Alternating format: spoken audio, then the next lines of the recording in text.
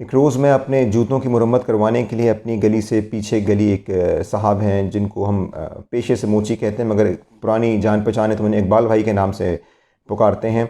तो मैं इकबाल भाई के साथ बैठा हुआ था और अपने जूते की मुरम्मत करवा रहा था। तो मैंने उनसे पूछा कि आप यहाँ से पहले कहाँ हुआ करते थे, और कोई ऐसी बात जो आपको याद हो और मुझसे शेयर करना चाहते हो, मुझे बताना चाहते हो। तो उन्होंने कहा आज से 15-20 साल पुरानी बात है। मैं एक बस स्टॉप का नाम उन्होंने लिया और कहा कि मैं उस बस स्टॉप के पास बैठा करता था।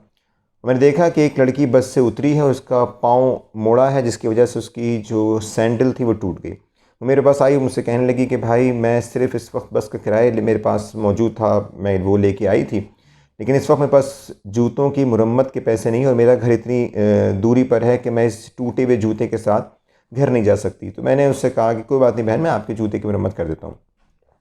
कुछ रोज़ बाद उस लड़की ने उनको कुछ बैग और जूते भेजे जो इकबाल भाई ने उसकी मुरम्मत कर दी और उसकी उजरत कुछ 100 रुपये बनी।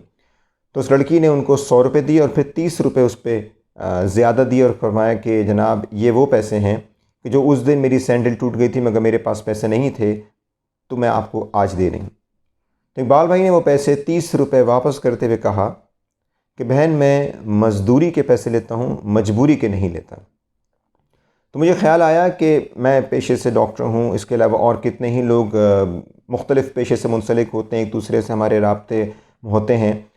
हमने कितनी बार अपनी मज़दूरी को लोगों की मजबूरी पे क़ुर्बान किया या किसी की मजबूरी को अपनी मज़दूरी पे फ़ौक़ियत दी। अगर ऐसा किया है तो बहुत अच्छी बात है, अगर ऐसा नहीं किया तो सोचने की बात है कि अब तो वो वक्त आ गया है कि जब हम लोगों की मजबूरी का एहसास करना शुरू करें। अपने से ज़्यादा उनका ख्याल रखिए जो आपका ख्याल रखते हैं।